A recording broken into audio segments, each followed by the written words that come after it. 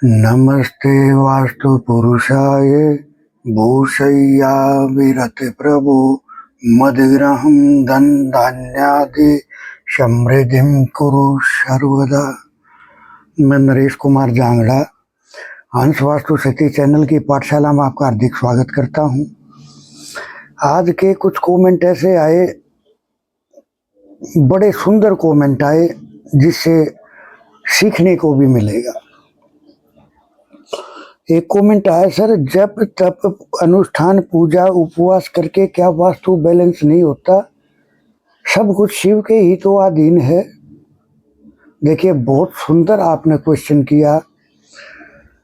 देखिए, पूजा जप तप, देखिए वास्तु क्या है? वास्तु है हमारे पिछले जन्मों के किए हुए कर्म, संचित कर्म।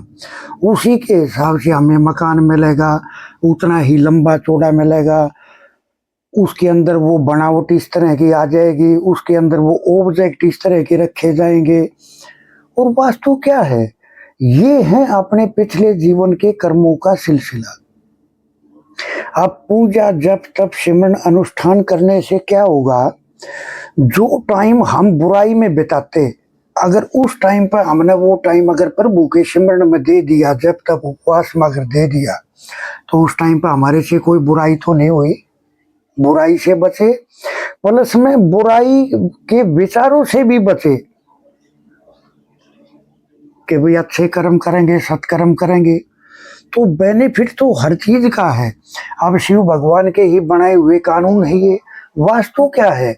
शिव और अंधकासुर जब दोनों का जब युद्ध चल रहा था, तो उनके माथे से जो पसीने की बूंद टपकी, उसी से वास्तु पुरुष की उत्पत्ति हुई। इसका मतलब शिव भगवान का तो साक्षात वो रूप है।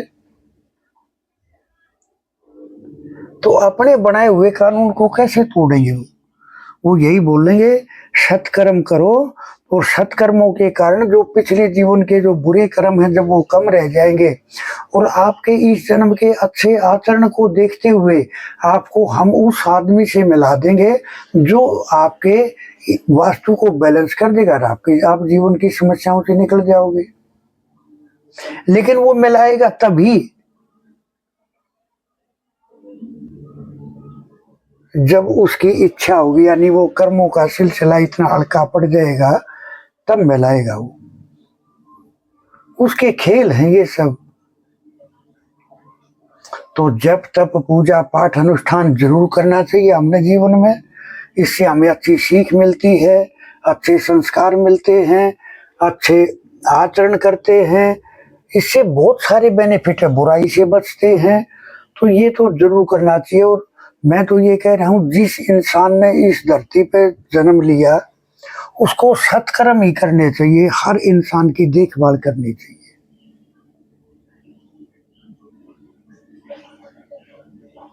तो सत्कर्म तो बहुत अच्छे है। तो इस तरह से एक कमेंट आया, सर वो जो आपने कर्ज नाशक जो रेमेडी बताई थी, वो थोड़ी सी क्लियर नहीं थी लास्ट वाली।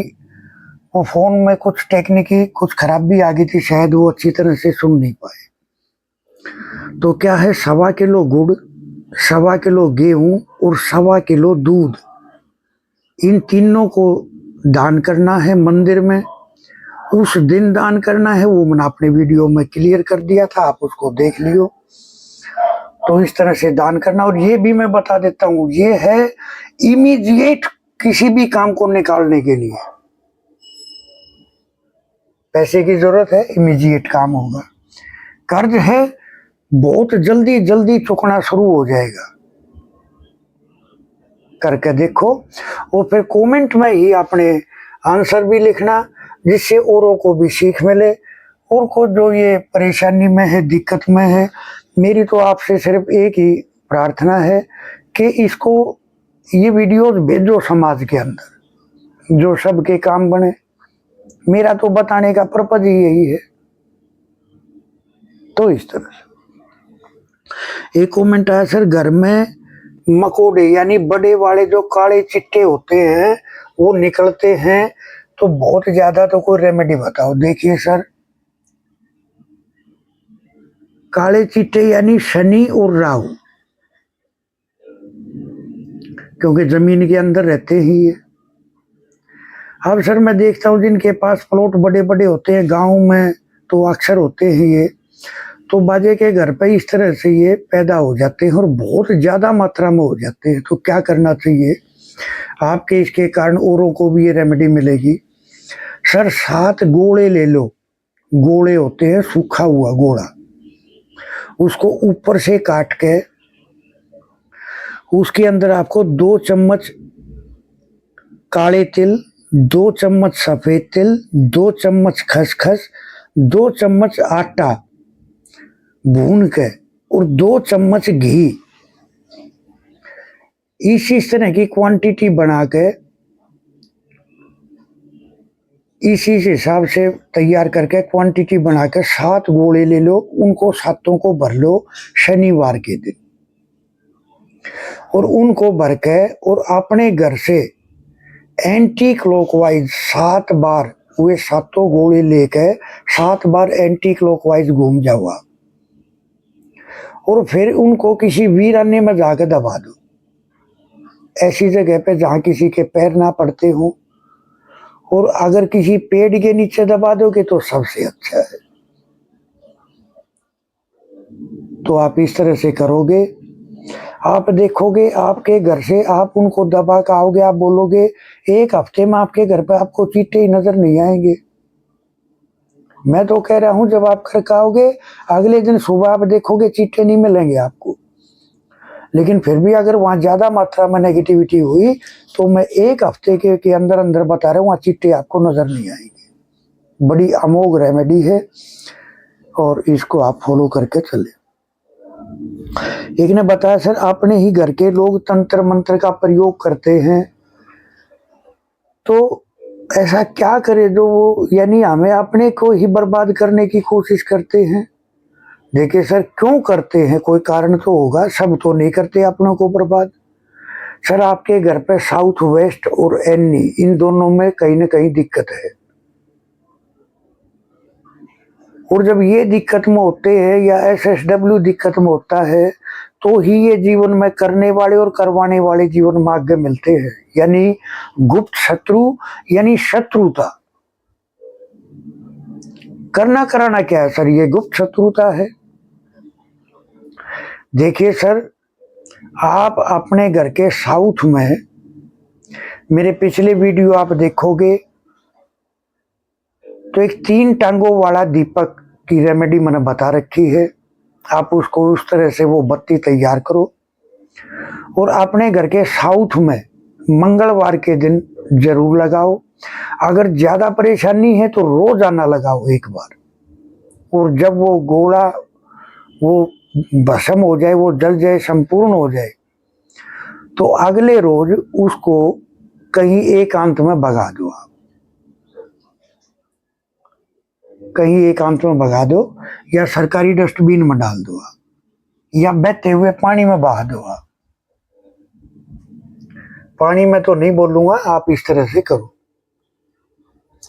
और आप देखो कि ये जो करने वाले कराने वाले हैं ये समस्या ही भाग जाएगी। प्लस में अगर एक रेमेडी और देता हूँ शत्रुता के लिए, बोलते हैं सर पड़ोस शत्रु हो गया, अपने शत्रु हो गए, बहुत दुश्मनी है, क्या करें। सर अपने शास्त्रों में अपने ऋषि मुनियों ने ऐसी ऐसी रेमेडी दी है कि बंदे की सारी समस्या चुटकी बजाते ही हल हो जाए। तो क्या करना है सर, आपको सूर्य भगवान को नमस्कार करना है सुबह उठते ही अपने बेड पे, उनसे प्रार्थना करनी है कि आप मेरी रक्षा करो, ऐसा आशीर्वाद दो। और फिर आपको 108 बार कम से कम बोलना है कवच कुंडल कवच कुंडल कवच कुंडल कवच कुंडल कवच कुंडल कवच कुंडल कवच कुंडल, ऐसे ऐसे आपको 108 बार बोलना है। और जब शाम हो जाए, जो सोने का टाइम आए, तो सोने से पहले अपने बेड पर जाओ और सोने से पहले सूर्य भगवान को थैंक यू करो कि आपने मेरी जो प्रोटेक्शन की, आपका बहुत थैंक यू है, बहुत शुक्रिया है। और फिर 108 बार कवच कुंडल ऐसे ऐसे बोलना है। आप देखोगे कितने बड़े शत्रु पड़ोस में, घर में, बाहर आपकी तरफ देखना ही बंद कर देंगे। और सर मजे की बात तो ये है, इसमें मेरा अपना कुछ नहीं है, सब अपने ऋषि मुनियों का दिया हुआ है। मैंने अपने जीवन में अप्लाई करके देखा, तो फिर मैंने अपने क्लाइंटों को देना देखा, क्लाइंटों को दिया, उन्होंने रिजल्ट बताए सर बहुत अच्छे।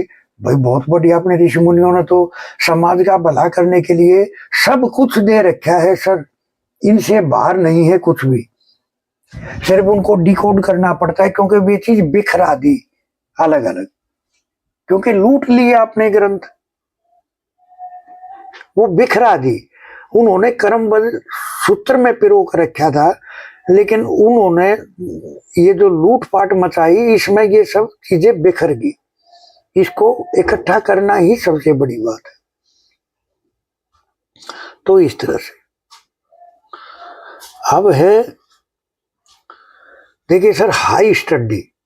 हाई स्टडी क्या है? ऊंची पढ़ाई, यानी 12वीं क्लास से आगे। सर ये आपको अपनी पुस्तकें N4 N5 में रखनी चाहिए। आदमी बच्चा उसकी बारीकी में चला जाएगा। और WSW वो है छोटी पढ़ाई के लिए, लेकिन बैलेंस वो भी करके रखना है, नोट्स को बैलेंस करें। N4 5 में अपनी पुस्तकें रखें, वहीं बैठ के स्टडी करें। आप देखोगे, आप जो पढ़ोगे वो आपके दिमाग में फीड हो जाएगा, और आप हर अपने उस जीवन के उस परीक्षा में आप 100% खरे उतरोगे, जीवन के मौके नए नए मिलेंगे, जीवन में कामयाब होगे। हाई स्टडी के लिए जिम्मेदार है नॉर्थ पार्ट, क्लीन करके चलें। नॉर्थ क्या है? बुद्ध, बुद्धि। तो इस तरह से सर 79 रेमेडीज हैं, 8 क्लासेज हैं, अमोघ रेमेडी है, सिम्टम बेस्ड रेमेडी है। अगर किसी को जरूरत हो तो आप हमारे से संपर्क कर सकते हैं। अपनी कुंडली चेक करानी है, आप हमारे से संपर्क कर सकते हैं। आपको अपने मकान का मैप शेयर करना है, आप हमारे से संपर्क कर सकते हैं। तो इस तरह से थैंक यू, धन्यवाद, नमस्कार।